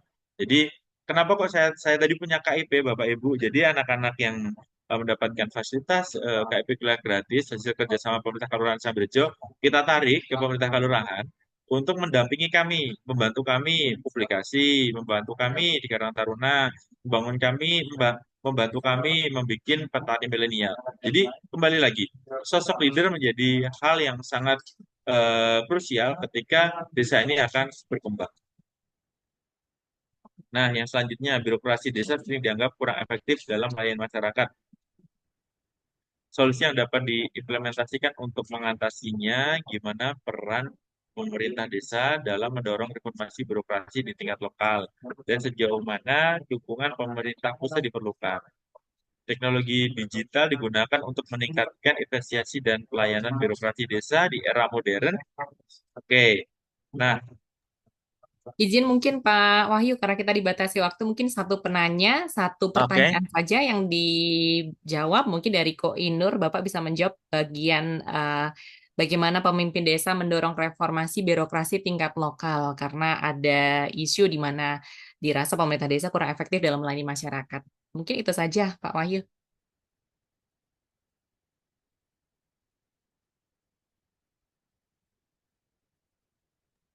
Ya, Mbak Sila. Jadi digital itu hanya alat ya, Inur ya. Jadi ketika kita berbicara tentang efisiensi, tentang efektivitas pelayanan masyarakat di tingkat desa itu sebenarnya sangat berhubungan dengan kondisi sosial, budaya, dan ekonomi yang ada di masyarakat. Kadang nih kita pengen kencang di digitalisasi, menggunakan aplikasi, kemudian menggunakan eh, alat-alat yang lain lah. Tapi kadang tidak melihat bahwa masyarakat itu masih belum mampu untuk kita berikan fasilitas tersebut. Sehingga apa? Aplikasi kita tidak digunakan. Karena masyarakat masih lebih senang untuk datang ke kantor desa, misal tanda tangan, dan seterusnya. Nah, kata kuncinya adalah bagaimana nih kebiasaan-kebiasaan masyarakat kita, bagaimana kondisi sinyal kita, bagaimana pendidikan masyarakat kita, sehingga eh, kalau menurut saya, ketika kita menentukan kegiatan atau membuat program itu, kita cari tahu dulu lah kebutuhan masyarakatnya, sehingga tidak salah strategi. Nah, teknologi digital menurut saya memang sangat dibutuhkan, tapi belum. Kalau untuk Sambirjo khususnya, saya sudah 4 tahun menggunakan aplikasi Simpel Desa, dan sampai hari ini para pemanfaat Simpel Desa itu 1 hari itu kurang dari 2. Jadi memang sedang kami evaluasi kebutuhan yang sebenarnya dibutuhkan itu seperti apa. Karena memang masyarakat masih senang kok datang ke kantor untuk minta tanda tangan dan seterusnya. Beda budayanya dengan di kota ya. Mungkin kalau di kota ini sangat membantu. Ya, Nah, baik. eh, apalagi tadi ya, sumber daya manusia, kompetensi aparatur desa di birokrasi desa untuk mendukung pembangunan desa yang berkelanjutan. Nah, tadi saya menyampaikan bahwa tantangan ketika kita dari swasta datang ke desa yaitu sumber daya manusianya sama budayanya. Jadi memang kita cuma bisa membuat SOTK yang baru, membuat SOP yang baru, membuat penilaian kinerja yang baru. Hanya itu. Karena kita tidak bisa dong langsung, misalnya nih, udah usia 50 gitu kan. Terus mereka kita wajibkan, Bu, kamu S2 sana, biar kamu kinerjanya bagus. Ya bukannya S2 nanti malah sakit-sakitan disuruh ngerjain tugas. Nah, akhirnya apa? Ya sudah, ada pemakluman di situ. Eh, makanya kita rekrut staf untuk mendampingi target-target kinerja kita. Jadi memang eh, pemetaan potensi SDM dan SOP kita sesuaikan dengan visi misi kita, Bapak Ibu sekalian. Dan ada hal yang harus saya sampaikan ya, pemerintah desa itu tidak bisa ngelukir-ngelukir pegawai semudah itu ya. Jadi dari kasih pemerintahan ke kemakmuran itu tidak bisa. Tidak bisa langsung, kamu, aku nggak suka kamu di sini, kita rubah, itu nggak bisa. Ngangkat dari staf ke kasih itu juga nggak bisa kalau nggak ada yang kosong. Jadi memang tidak sesederhana, aku nggak suka kamu kinerjanya, kamu nggak cepat kerjanya, kamu tak rubah. Kamu nggak sampai target, kamu gaji itu, nggak bisa. Nah, kendalanya memang di situ. Oke, banyak kendalanya Pak Wahyu pastinya ya. Namun dengan sinergi dengan berbagai pihak, para mitra di dalam maupun di luar kelurahan, semoga bisa teratasi. Selanjutnya Pak Wahyu masih ada beberapa pertanyaan. Ini Apakah mau masih berapa Mbak ingin? Sila? Masih ada satu, dua, kemudian tiga, empat. Ada empat pertanyaan Pak Wahyu. Sebetulnya Boleh ada nggak juga yang dirangkum muncul. aja? Boleh, boleh, boleh. Atau mungkin menjawab satu pertanyaan terakhir saja. Oke, Mbak Sila pilih deh. Oke, mungkin pertanyaan dari Ibu Yuliana yang bagus banget ini Pak Wahyu dari Akprin, salah satu dosen informatika Akprin. Apa yang diharapkan atau diperlukan dari Sambirjo nih Pak? Karena Akprin punya banyak sekali jurusannya. Wah, banyak nih. Ah, banyak Mhm. yang saya harapkan dari Akprin untuk apa pengembangan di Kelurahan Sabrejo. Mungkin Bu Yuliana, saya pengen nih Sabrejo nanti eh, sebentar lagi itu kan tentang eh, green tourism. Kami pengen mengembangkan di sana supaya apa wilayah kami yang ada di perbukitan kan panas ya. Apalagi kita berbicara tebing breksi di sini pohonnya sedikit. Bagaimana caranya biar yang ada di sini di tebing Bresi itu bisa lebih sejuk. Teknologi karbon kita apa sih yang bisa kita buat di sana sehingga bisa berjalan. Kemudian pengelolaan sampah kita tahu bahwa kita di bukit ya. Kalau sampai pengelolaan sampah kita nggak bagus, khawatir kita adalah akan mencemari air bawah tanah. Kita sekarang sudah jalan untuk pakai inseminator, kita jalan juga yang pakai maggot, kita juga sudah jalan pakai pemilahan. Nah, monggo, mungkin sometime Bu Sila, Bu Yuliana, kalau saya diberikan kesempatan untuk menyampaikan rencana kerja pemerintah desa atau RPJM desa di Akbrin, saya akan sangat senang sekali, sehingga di situ ada matching nih apa yang bisa dilakukan Akbrin dan apa yang dibutuhkan di Kelurahan Sambirejo. Oke, siap luar biasa Bapak. Nanti pintu selalu terbuka untuk Pak Wahyu. Untuk Ya, nanti kita membuka pintu-pintu kerjasama yang lain selain untuk pendidikan ya, Pak Wahyu. Baik, Pak Wahyu berkenan memilih dua penanya beruntung. Kita ya, ambil dari beberapa slide ini karena nanti dua penanya beruntung akan mendapatkan imani dari Akprin University, Pak Wahyu. oke. Saya coba kembali ke pertanyaan awal. Ada Bapak Vicky, Ibu Eni, Pak Reza, Bu Tessa, Ibu Mary, kemudian Muhammad Adriansyah, seperti ini mahasiswa ya. Ko Inur, kemudian Kardo, Jeffrey Prata, ada Ini Bu Kardo Yuli. nih Bu, Kardo. Boleh, Kardo satu, kemudian satu lagi, Pak Wahyu. eh Kalau Bu Yuliana kan nggak boleh ya, kan Bu dosen. Jangan. Oke, C, kan? like lagi Pak. Nah, Kok Inur nggak apa-apa, Kok Inur. Boleh, oke. Jadi Ko Inur dan Kardo, silahkan nanti bisa mengisi link presensi yang sudah saya bagikan di kolom komentar untuk nanti hubungi untuk mendapatkan imani dari kami. Untuk seluruh peserta yang sudah memberikan pertanyaan, mohon maaf sekali tidak semua bisa terjawab karena kita dibatasi oleh waktu, Pak Wahyu ya. Kemudian terima Ya, kasih juga sudah memberikan atensinya untuk webinar kali ini. Sungguh menarik sekali Pak Wahyu, kita ya, jarang-jarang bisa belajar langsung sama seorang kepala desa yang berhasil membawa saudara-saudara di Sambirejo begitu ya untuk bisa melangkah maju untuk memberdayakan masyarakatnya. di bidang ekonomi, pendidikan, pariwisata, kesehatan, dan lain sebagainya dengan programnya yang begitu banyak tadi yang sudah disampaikan. Dan kita sungguh terinspirasi Pak Wahyu untuk bisa juga turut mengembangkan desa kita masing-masing meskipun kita sekarang mungkin berada di bukan tanah kelahiran kita, namun kita bisa mengembangkan daerah domisili kita juga. Bapak Ibu, ya pemenang door prize tadi sudah kami sampaikan untuk Koinur dan juga tadi yang sudah dipilih oleh Pak Wahyu ada Kardo.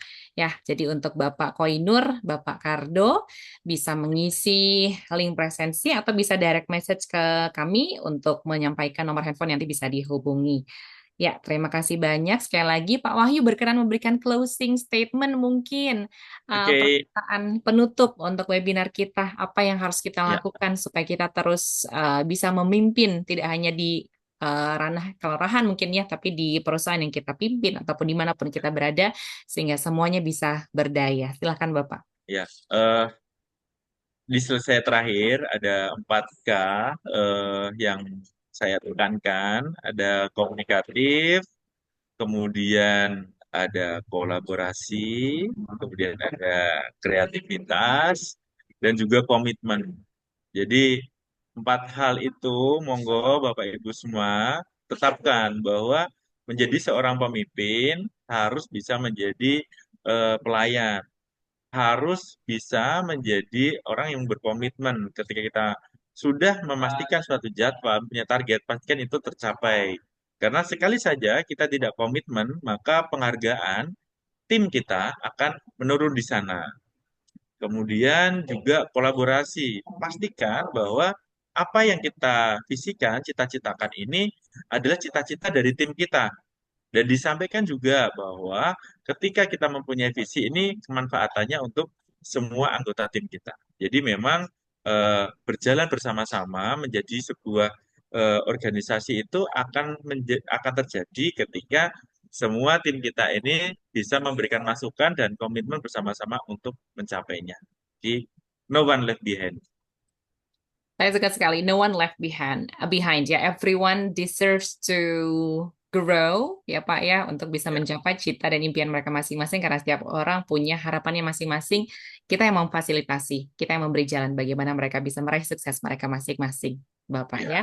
Luar biasa, Pak Wahyu. Terima kasih banyak untuk ya. waktunya, energinya, ilmunya yang betul-betul menginspirasi. Ya, salam dari rektor kami yang sekarang bertugas di kampus lain, Bapak, untuk mengisi acara juga. Kemudian juga salam untuk teman-teman di Sambiraja dan Nayam Toko, Pak Wahyu. Kita berjumpa lagi di pertemuan selanjutnya, Pak Wahyu. Salam sehat selalu. Amin. Kita berfoto bersama terlebih dahulu. Mungkin Bapak Ibu bisa menyalakan kameranya. Pak Wahyu ingin melihat wajah-wajah peserta yang hari ini bersemangat ikut webinarnya Pak Wahyu. Pak Rahmat, terima kasih banyak Pak. Udah nonton Pak webinar yang lalu? Udah nemu jawaban Bapak? Sudah. Baik, saya izin mengambil foto di slide pertama. Bapak Ibu kita ambil 3, 2, 1. Di slide kedua, 3, 2, 1. Di slide ketiga, 3, 2, 1. Ya, foto gitu. Iya. Oke, terima kasih banyak sekali lagi, Bapak Ibu. Tidak apa-apa, Bapak Rahmat. Terima kasih banyak.